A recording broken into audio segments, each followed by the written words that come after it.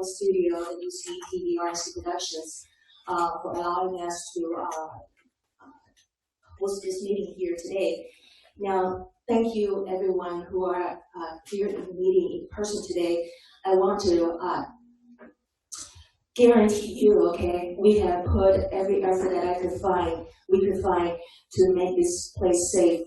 We spray the whole room, the surface, the lobby, the public area, the bathrooms with this super titanium dioxide or titanic dioxide with silver iron, which means it kills virus, bacteria on contact, okay? And the effect can last a minimum of 30 days. So it is a very safe environment. I'm not wearing a mask because I'm at least 6 feet away from you, and we have to speak today, so that's why we are not wearing a mask. So the person that did all the spraying and provided the products to sanitize the whole area, the whole room, is Andy Huang. Andy is in another meeting, he cannot be here in person, but he was here yesterday and also today around noontime. He also sprayed the filters of all air conditioning air duct. Okay, so the air is safe too, that we breathe. Okay, so if you're far apart enough, you're safe without a mask, for instance. Okay, and also I also like to thank this new friend, Richard Huang. Okay, for putting up this. When you walk in, your temperature is tested. Make sure you're safe to come into this room. Okay, and this very unique and very functional, useful system is provided by Richard Huang. Okay, so if you want to get to know more about what I just mentioned, we're giving every attendant here today a bottle of this titanic dioxide and also Richard's monitoring system. And there's flyers outside you can pick up. And for the press, we have a statement on why we need to fight Proposition 16. Both in English and Chinese is on the counter outside. If you don't already have a copy, please pick up a copy on your way out. Also, I'd like to introduce my friend, mention my friend Stephen Lowe, who is sitting in the back. The masks and also the gloves you will be receiving today is a donation from Stephen Lowe and his organization by the name of American Chinese or Chinese American Donation Center. Some of his team members are also here to help out with today's event. But most of all, I also like to thank the staffers, also the family members of Billy Chang, Billy and Grace Chang, Ronnie and Dawson. Yeah, and there's Vince in the back, and Bendy, who's running around with all the setup. So thank you very much for helping us out. We wouldn't be able to do this, wouldn't be able to do all these things without their help, because like I said, this is a very short order. From the time we set up the committee, hired the attorney, hired the treasurer, and trying to put up the website, to actually, putting out a invitation, we only have a few days to work it. So thank you for your patience today, and I hope that through this meeting, we will give you some direction that this community needs in fighting this ballot measure Proposition 16. Because I and Bob Huff, we not only receive calls from our friends and also people that we worked with back in 2014, but also from professional staffers and also media friends that they feel like, somebody who have experience in this regard, fighting and doing a campaign fight, to come out and lead this effort. So that's why we're here today. And I'm going to give the mic back to my very highly capable non-paid staff, former Senator Bob Huff. You can take over the meeting now. Thank you. Thank you. Our next speaker is going to be Senator Ling Chang, and she's no stranger to the people here. She ran in 2014 to actually city council member in Diamond Bar for a number of years, on the water board prior to that, and she ran for state assembly in 2014 and won that seat. 2 years later, she ran for the Senate to replace me and was not successful. A recall was mounted on her opponent after he voted for a tax, and he said he was a different kind of Democrat, but it turned out we don't know what that means because he voted with them on virtually everything. And he got recalled, and Senator Chang was the top vote getter in that effort and served us now in the state legislature. So I'm going to unmute Ling if I can. No, we need to I guess I'm not a host anymore. But if you could unmute Ling Chang and let her speak. Hey, everybody. Can you guys hear me? This No. is the first time I'm participating in a press conference on Zoom. So thank you so much for having me. Great to see you, May and Bob.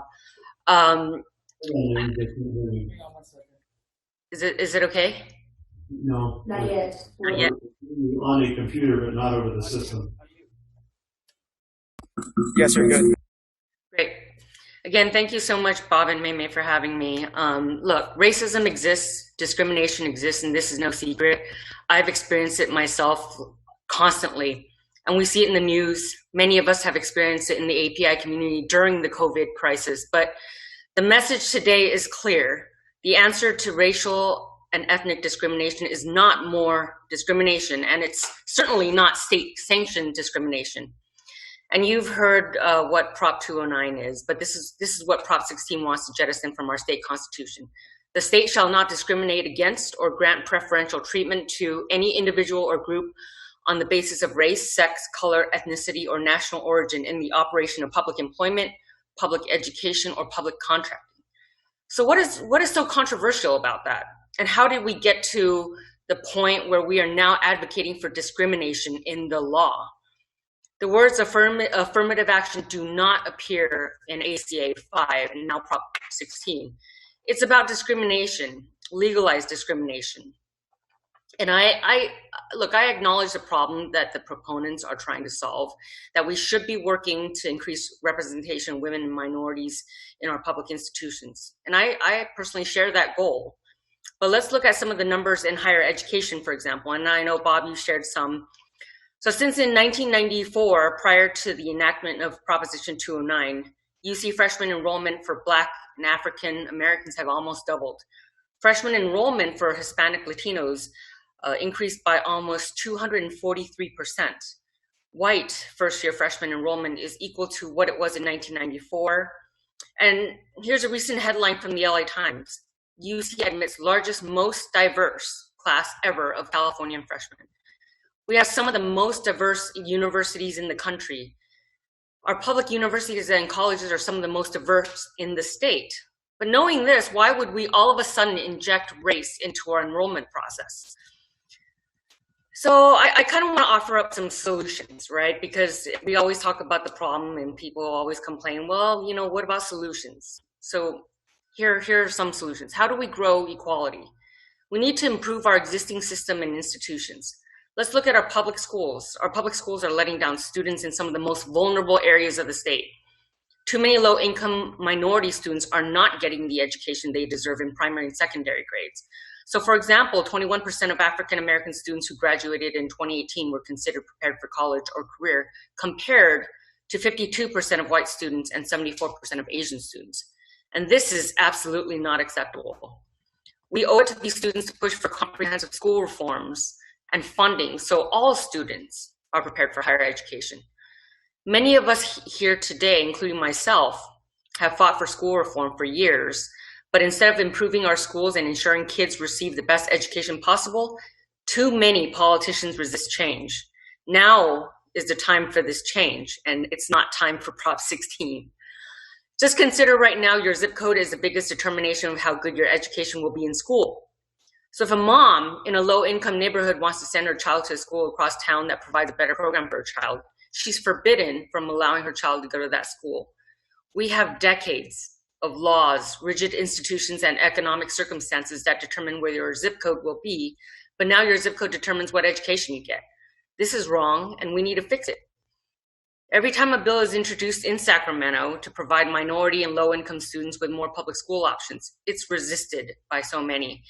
Some who live in nice neighborhoods with schools they are happy with or put their kids in charter schools. In fact, right after ACA 5, now Prop 16, was approved by the legislature, Sacramento politicians cut funding to schools who need it most. And in 2020, we need to look to better solutions and legalize racial discrimination. And this is what Prop 16 is. As the most diverse state in the nation, we need to come together to fight this kind of wrong-headed policy. And I am urging all of us to spread the word and to urge the voters to reject this. I mean, this is so incredibly important. And again, I want to thank Bob and Mamie for bringing all of us together to fight against Prop 16. For your continued work and advocacy on behalf of all of us in our community, and for you to bring all of us together in our fight against Proposition 16. Now, I remember when we all worked together to defeat SCA 5, that was 6 years ago. There's a lot of echo here. Can you hear me? Yeah, we were getting a little echo also. Okay, got it. So I was saying, I remember our fight to defeat SCA 5 6 years ago because, as Senator Ling just said, discrimination is wrong, and it goes against our fundamental American values that we hold dear.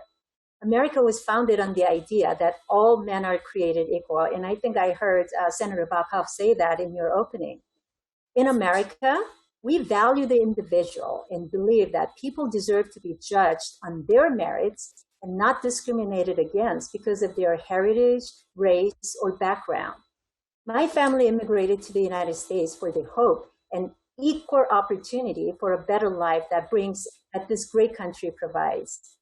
So I believe in the American dream because I've lived it, as you all did, and we believe it's possible. I grew up as the youngest child. My parents only had one education, but they could not afford to have their children go to college. But in America, through hard work and determination, my siblings and I were able to obtain college degrees. That's why I believe and fought to make sure that college admissions are merit-based. 6 years ago, I joined the fight with all of you in our local community against SCA 5 due to race-based quotas in California colleges. And when I was in the state assembly, I introduced HR 17 along with Senator Bob Huff to oppose race-based admission standards at Harvard that unfairly disadvantage high-achieving students. And I remember I see Alex Chen here, Peter Guo, Jennifer Liu, Stephen Lowe. It's so good to see all of you here because we fought so hard to defeat that SCA 5 then. Now we have a big challenge ahead of us. Proposition 16 would repeal Prop 209 and allow state-sponsored race discrimination. You know, Prop 16 goes far beyond education, and it will affect every member of our society and will be a huge step backwards in our work. The ideal that our country was founded on, and that all men are created equal. It will erode our principles of equal opportunity, merit, and individual liberty. So we should be sending a message that your hard work and your achievements matter. Instead, Proposition 16 would be a message that the color of your skin matters more. That's wrong. During these times, when our country seems more divided than ever, we should work together to unify the country, not foster racial division. So let's work together towards a more perfect union where everyone, regardless of their race, have equal opportunity to succeed and access the promise of America. We believe in the American dream, so let's go work for this. Thank you for having me.